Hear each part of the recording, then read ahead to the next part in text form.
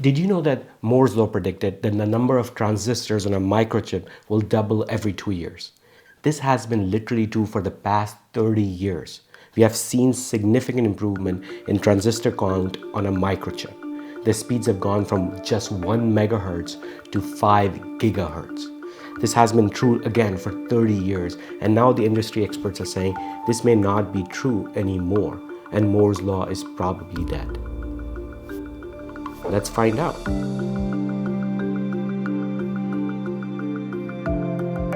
Hi, this is Junaid, neurocritical stroke and epilepsy specialist. Today we're going to talk about what is changing in terms of compute, in terms of ability of our microprocessors to do artificial intelligence tasks. And is truly the Moore's law dead? And how are we overcoming some of the physical, literally atomic level restrictions in designing the new microprocessors?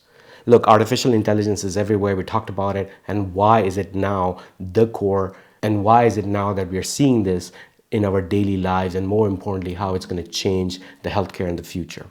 We talked about 6 reasons. One of them was convergence, which is a very key issue, that multiple technologies are overlapping each other. The other one is content, so the ability of having good, valuable data that we can do meaningful use. And now we're going to come to compute.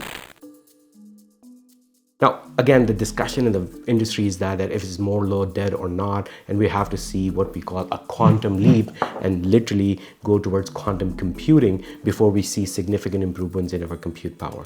I think that discussion is honestly doesn't matter. It's irrelevant in my opinion. What we're seeing already is a significant amount of compute data available that is actually significantly lower power, so that we can do these AI tasks enough that we can produce these results on a regular basis. So let's just look at the history. So Moore's law was introduced about 30 years ago. What we have seen is that it literally predicted that we're going to have doubling of transistor count on microchips every 2 years. And that is going to be important because we're going to see an exponential rise. And that literally has been true for the last 30 years, 1 megahertz to 5 gigahertz, huge difference. What we're going to see is that a significant slowdown on it. But how are companies coping up? What they did was that they basically designed what we now call system on a chip. Let me show you. The system in a chip process was designed in a way that you literally parse out all the different compute requirements of that particular machine.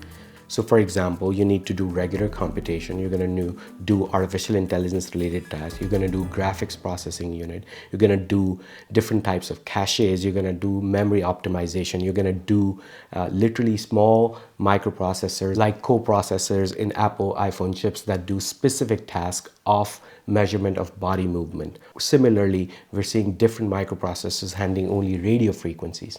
So what happens is that when the system on a chip design comes into impact, the overall efficiency of that chip is magnificently improved. Like, it's literally magical that how we have seen how the AI has been implemented within the system on a chip, and how system on a chip design has improved significantly as far as our efficiency of using computers. And of course, Apple has led the way, and we have seen that they have changed from x86 architecture, which is primarily Intel based, to an ARM based architecture, which is mainly used in mobile computing. However, that ARM-based architecture, if you look at the version 9 itself, the actual design of that ARM version 9 includes machine learning.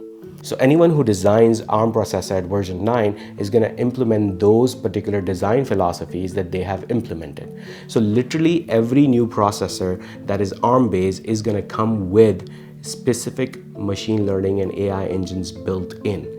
And they have designed the processors in a way that all these micro tasks are taken away from the main processing unit, and therefore the main processors can improve efficiency.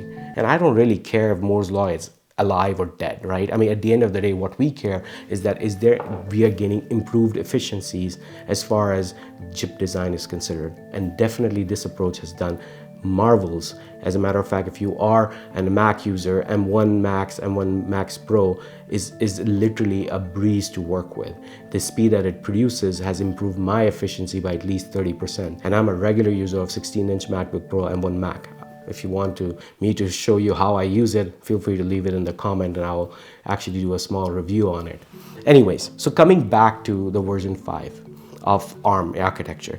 Not only that does this digital signal processing unit, then there's a machine learning, and most importantly, we're seeing including hardware enclaved, hardware level security as well. So the biggest issue when we are looking at data is it is going to be secured. We are actually looking at companies deciding that they're going to implement it at the chip level, at the microprocessor level, that cybersecurity is one of the core issues in building this. Now, the other thing is that the software optimization is going on simultaneously as well. And one of the things that we're looking at is that the softwares that we are developing is stacking up. So initially we were just thinking of getting a massive big computer with a large GPU that is going to do artificial intelligence tasks. That has significantly changed as well.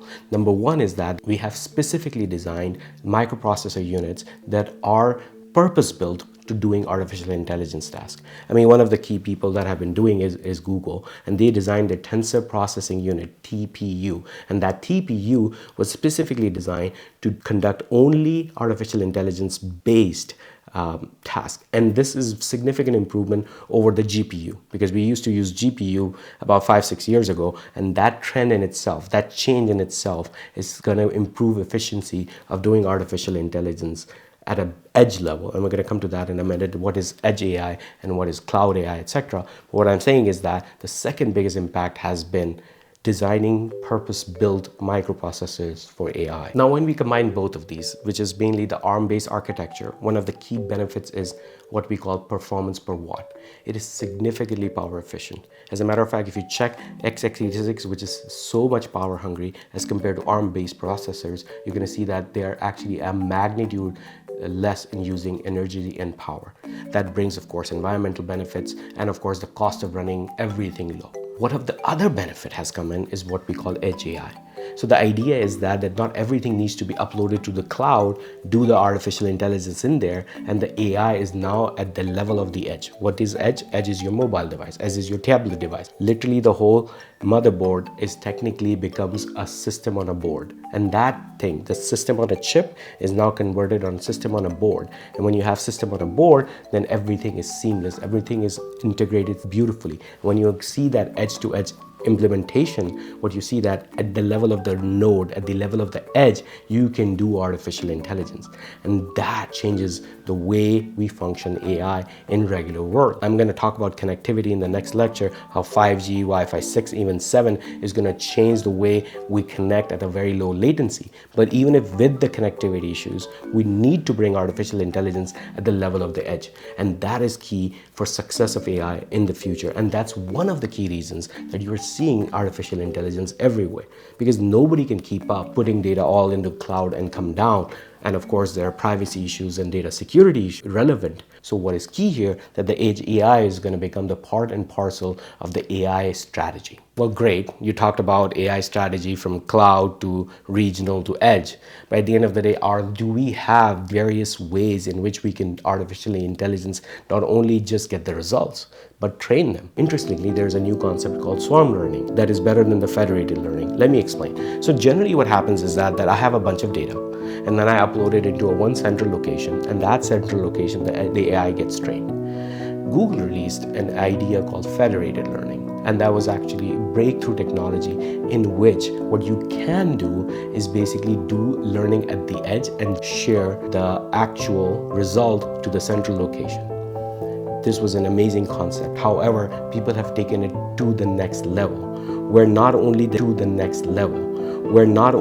data remains at the edge, but the new parameters, the hyperparameterization, the learning in itself can be pushed to the edge itself and then combined at the end to a general purpose artificial intelligence. This has, again, both very important data security, data privacy issues, but more importantly, we're going to see more and more artificial intelligence models that have less and less bias. I mean, clearly, Filipino population is different, Pakistani population is different, Indian population can be slightly different. What we're seeing is that when you are applying artificial intelligence, when you are really training it at the edge, when you are also using the parameters at the edge itself, then your model is truly specific to that area as well. So not only it benefits from the generalized beauty, the generalized trained artificial intelligence, but at the level of the edge, it is hyper personalized as well, which is again what we need specifically for healthcare. The two more advances is just crazy. When I read it, it's just truly mind-blowing. What we have seen is that Google designed its next TPU unit, which has been using in the Pixel A and Pixel 7. They designed the microprocessor chip using the artificial intelligence. They published this paper in Nature, which actually suggests that when you use artificial intelligence, it is better than human beings to design new chips. I mean, clearly chips are 3D now, they're stacked in different areas. Some, processing powers are different. GPU is separate, AI engine is separate. You have the main CPU, how much cache you need, etc. And of course, everything needs to be enveloped into the cost as well.